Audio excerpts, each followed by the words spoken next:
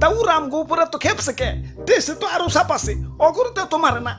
সামান্য 150 জনের একটা গ্রুপ নিয়ে বাংলাদেশে আইছি, বংশ বিস্তারই করা পারতাছি না, এর মধ্যে সব শেষ দিয়ে দিতেছে।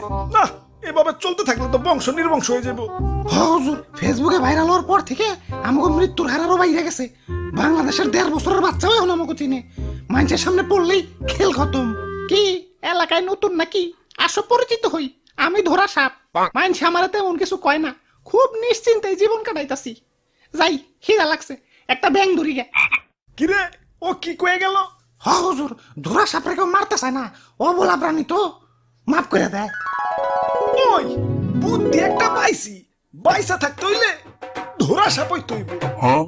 মানে মানে কিছুই না, আমাকে প্লাস্টিক সার্জারি করতে হইব। যাও, এটা দক্ষ রং মিস্ত্রি ডাইকে নিয়ে হোক।